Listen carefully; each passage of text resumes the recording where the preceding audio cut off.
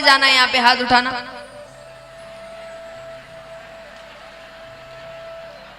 हाँ अच्छी बात है, दो ही रास्ते हैं, स्वर्ग या नरक, तो स्वर्ग ही जाएंगे सब, है ना, क्योंकि वो तो बिरले हैं जो भगवान के पास जाएंगे। इतने पुण्य तो देखिए।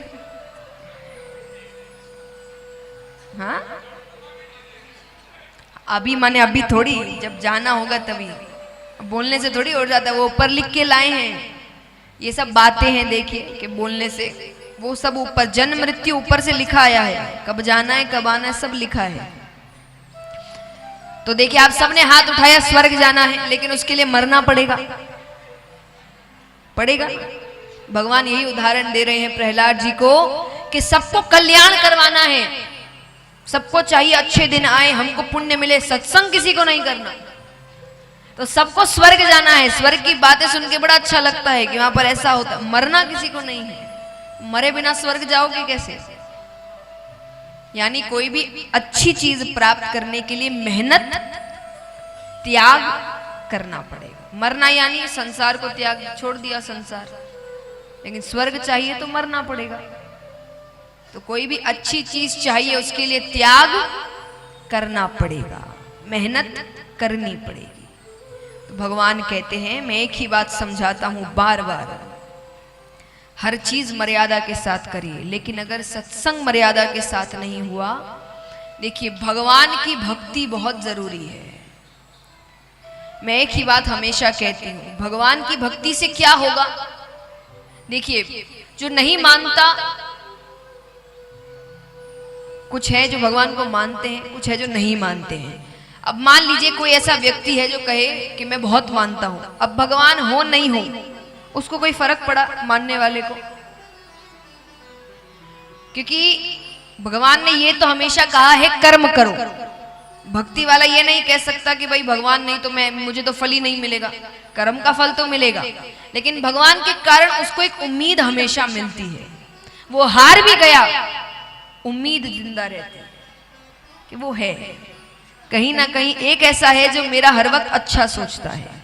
और जो नहीं मानता वो हार गया, उसके पास अब क्या है? जो भगवान को नहीं मानता वो हार गया, अब उसके पास क्या है? कुछ नहीं।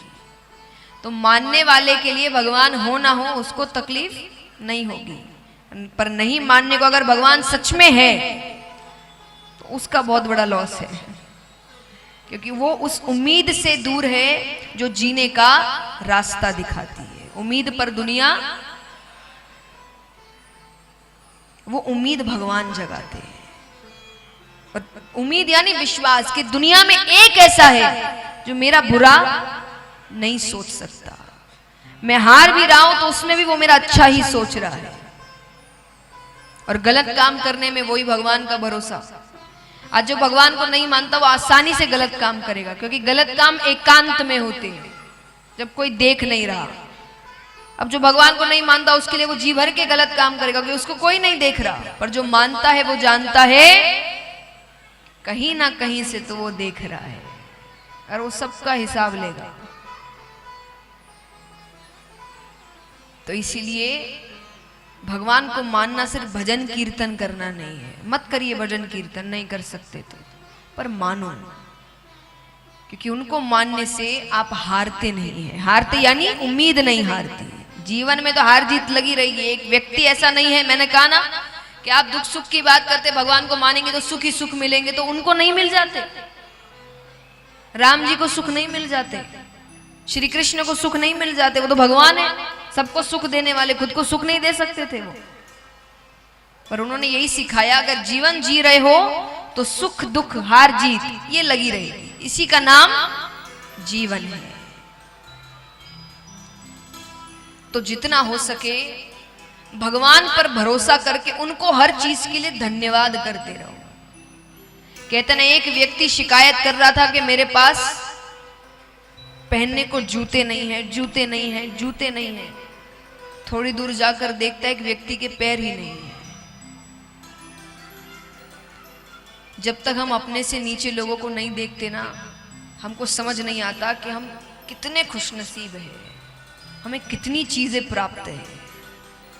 दिन भर शिकायत करने से जीवन में कोई सरलता नहीं आई। पर अपनी अच्छी चीजों को गिनने से आपके जीवन में खुशहाली जरूर आएगी कि आपके पास कितना कुछ है जिसके लिए लोग तरस रहे हैं। हम आसानी से भोजन के लिए कह देते हैं ये नहीं भरा, वो नहीं, ये नहीं। कितनों को आप रास्ते में देखिए वो कचरे से खाना उठा रहे हैं, यानी भूख इतनी लग रही है कि वो व्यक्ति भूल गया कि वो खाना उठा कहां से रहा है। हम कितने खुश नसीब हैं, कितना कुछ है हमारे पास। भगवान ने दैत्यों को मदिरापान कराया और देवताओं को अमृत पिला दिया। देवताओं की श्रेणी में एक दैत्य खड़ा हो गया था, राहु नामक दैत्य, जिसने भगवान को पहचान लिया था।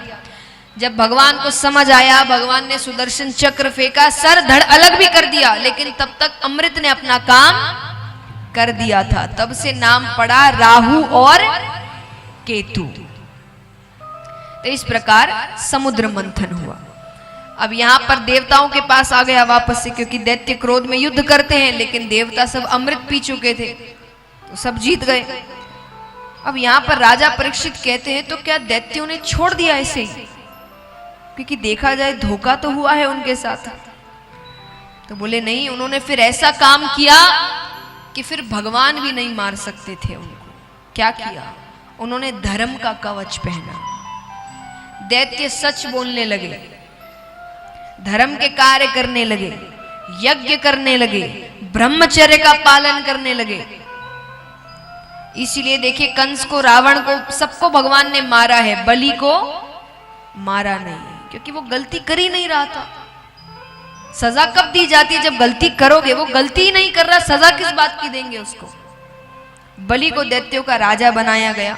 इसके पीछे भी एक छोटी सी कथा है, बलि को क्यों बनाया गया। बलि अपने पिछले जन्म में एक डकैत थे, जीवन में कोई अच्छा काम नहीं किया सिवाय सिर्फ एक काम के कि एक बार उन्होंने एक कुत्ते को जो बहुत भूखा था उसको रोटी खिलाई थी, 2 रोटियां। वो 2 रोटी खिलाने में कुल 24 मिनट लगे, 1 घड़ी, यानी 1 घड़ी माने 24 मिनट। अंत समय आता है, बलि ऊपर गए। यमराज ने चित्रगुप्त से पूछा, बताओ कितने पुण्य पाप किए? उन्होंने कहा जीवन भर पाप ही पाप किए, केवल 24 मिनट का पुण्य किया, एक भूखे को भोजन कराया। ठीक है, यमराज कहते पहले क्या भोगना चाहते हो, पुण्य की पाप? सामने से शुक्राचार्य जी जा रहे थे। शुक्राचार्य जी ने कहा कह दो पुण्य। उसने कहा पुण्य। क्या करना चाहते हो? शुक्राचार्य जी ने कहा कह दो इंद्रासन पर बैठना है। उसने कहा इंद्रासन पर बैठना है। इंद्र को समझाया गया 24 मिनट की बात है, बैठने दो, इच्छा तो पूरी करनी पड़ेगी। अब आसन पर बैठने से पहले शुक्राचार्य जी ने उसके कानों में कुछ कहा। उसने कहा मैं वैसा ही करूंगा। वो आसन पर बैठता है। अब देखिए, लेकिन जैसा धन दौलत ऐसी चीज एक बार के लिए थोड़ा दिमाग घूम जाता है। 10 मिनट तो वो भूल गया उसे क्या करना था। भोजन लाओ, ये करो, वो करो, अप्सराओं से कह रहा है नृत्य करके दिखाओ। जब समय बीतने लगा, नीचे एक छोटा सा पत्थर पड़ा था, शुक्राचार्य जी ने उठाया, खींच कर मारा। उसके सर पर चोट लगी। उसको याद आया मुझे क्या करना था। अरे वो कहता है गुरुजी इधर आइए। शुक्राचार्य जी जाते हैं, हाथ में जल दीजिए। जल देते हैं। वो कहते हैं 3 लोक 14 भुवन, इसका मालिक अभी मैं हूं। देवताओं ने कहा 10 मिनट के लिए तो हो। बोले ये 3 लोक 14 भुवन मैं अपने गुरु जी को दान में देता हूं। 3 लोक 14 भुवन दान में दे दिया। इसीलिए बलि को दैत्यों का राजा बनाया गया, क्योंकि उसी की वजह से उनको 3 लोक 14 भुवन फिर से मिला। दिति हिरणाक्ष हिरण्यकश्यपु की माता है, यानी दैत्यों की माता है। वहीं अदिति देवताओं की माता है। तो यहाँ पर अदिति भगवान से बहुत प्रार्थना करती है कि मेरे बच्चों को उनका स्थान मिले, 3 लोक 14 भुवन उनको वापस मिले। तब भगवान ने उनकी प्रार्थना सुनकर उनके यहाँ वामन अवतार ग्रहण किया, छोटे से बटुक रूप। इसलिए बाल लीलाएं नहीं, उनका रूप ही वैसा था, छोटे से भगवान हुए थे वो। और यहाँ पर बलि एक बहुत बड़ा यज्ञ कर रहे हैं। यज्ञ से पहले खूब दान किया। भगवान को आने में थोड़ी देर हो गई, तब तक वो यज्ञ में बैठ रहे थे। तो भगवान ने उनको आवाज लगाई। आवाज लगाते तो राजा वापस जाने लगते हैं। शुक्राचार्य जी ने कहा जितना दान करना था कर दिया, अब बैठ जाओ, अब यज्ञ का समय है। राजा बैठ गए। अब यहाँ भगवान को तो बुलाना है उनको अपने पास, तो भगवान राजा को आवाज लगा रहे हैं। अब यहाँ पर राजा कहते हैं कि उस बच्चे को बुला कर लाओ मेरे पास। भगवान को बुलाया जाता है।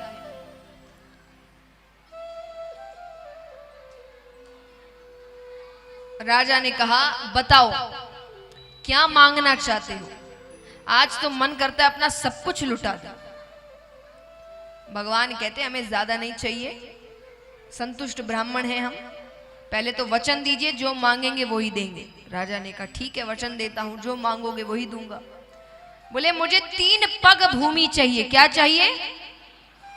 राजा हंसने लगे। राजा कहते पहले खुद छोटे से आप, छोटे छोटे पैर आपके, 3 पग भूमि में कितना मिल जाएगा? भगवान कहते नहीं, हम संतुष्ट ब्राह्मण हैं, बस 3 पग भूमि चाहिए। अब बार बार 3 पग भूमि, 3 पग भूमि। शुक्राचार्य जी को थोड़ी ये बात अटपटी लग रही थी। उन्होंने नेत्र बंद किए। नेत्र बंद करते ही सामने साक्षात परम पिता परमेश्वर भगवान विष्णु खड़े हैं। अरे शुक्राचार्य जी कहते राजन मना कर दो, अरे ये विष्णु है, 3 पग भूमि में तुम्हें कंगाल कर देगा। राजा कहते अब तो वचन दे दिया, और इससे बड़ी बात क्या हो सकती है कि मेरे पास खुद भगवान मांगने आए हैं। उन्होंने कहा दी मैंने 3 पग भूमि, और ये बात कहते ही भगवान अपना आकार बढ़ाने लगते हैं। बढ़ते बढ़ते बढ़ते बढ़ते भगवान ब्रह्मांड तक चले जाते हैं। अब भगवान अपना पहला पैर रखते हैं, पूरी धरती नाप लेते हैं। दूसरा पैर रखते हैं, पूरा ब्रह्मांड नाप लेते हैं। भगवान ने 2 पैरों में सब कुछ ले लिया। अब भगवान कहते तीसरा पैर कहां रखूं? तब बलि ने कहा एक बात बताइए, दान बड़ा कि दानी बड़ा? बताओ कौन बड़ा? दान बड़ा कि दानी बड़ा? दानी बड़ा। राजा ने कहा दानी बड़ा। भगवान कहते हैं कि दानी बड़ा। तो राजा ने कहा तब तीसरा पैर मुझ पर रखिए। तो भगवान ने अपना तीसरा पैर राजा बलि के ऊपर रखा।